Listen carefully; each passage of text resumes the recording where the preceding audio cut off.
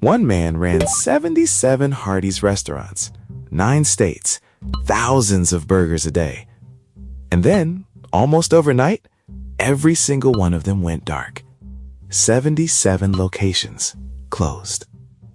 But here's the part nobody expects. The man who ran them lost everything. And Hardee's barely lost a thing. How does that even happen? The operator files for bankruptcy, gets wiped out, and the brand behind him just shrugs. To see why, you have to understand what he actually bought. Because he did not buy a business. He bought the right to run one. And that difference is the whole story. A franchise is not a store you own. It is a license you rent. You pay the parent company for the right to hang their sign, cook their menu, and follow their rule book. The recipes, the brand, the land underneath, often the equipment, those stay theirs. You just get the key. And getting that key is not cheap. Before you sell a single burger, you pay an upfront franchise fee, tens of thousands of dollars. Then you build the restaurant yourself. Land, kitchen, drive-through, over $1 million a store, usually borrowed. All of that risk, the debt, the lease, sits on you. Then the meter starts.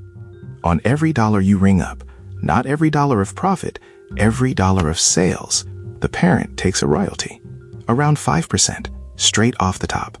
Sell $1 million of food, you hand them $50,000, whether you made money that year or not. And royalties are just the first pipe. There is usually an advertising fee on top, another few percent of sales for the national ads. And if the parent owns the land, which it often does, you pay them rent too. 3 separate taps on your sales before you have covered a single cost of your own. So look at who carries what. Your side of the scale: staff, food, debt, rent, royalties, ad fees, every real cost of running the place. The parent side: the brand and the rule book. You take all the operating risk. They take a guaranteed cut of your sales. Heads they win, tails you lose. A fast food restaurant runs on razor-thin margins to begin with, a few cents on the dollar.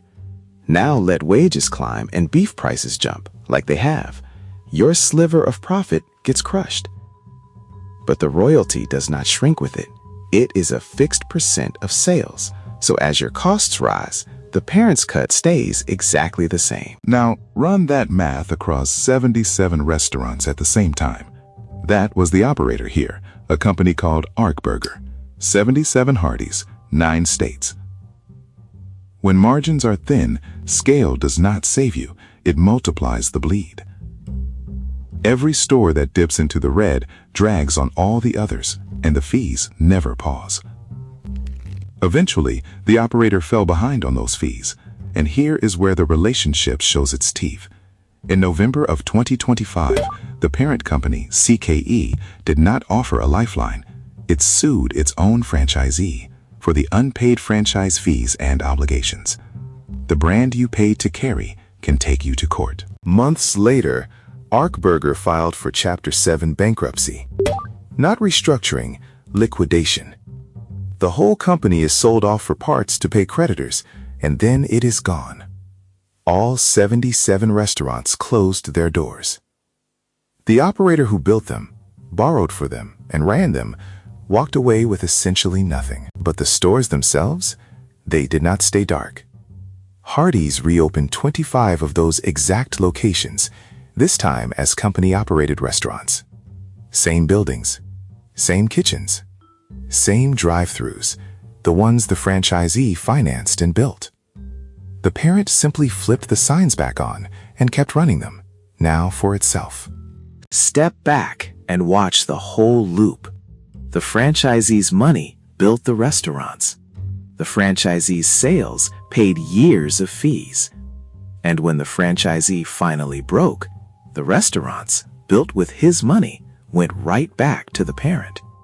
They collected on the way up, and they collected the assets on the way down. This is the trap hiding inside the word ownership. He was called an owner. He signed personal guarantees like an owner. He carried the losses like an owner. But he never held the asset.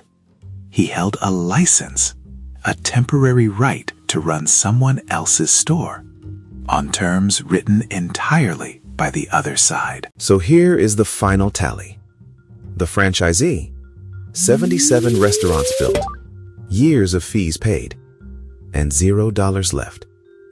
The parent, all those fees collected, 25 prime locations handed back for free, and the brand completely intact. One side took every risk. The other side wrote the rules. Franchises can absolutely work. Plenty of operators do fine.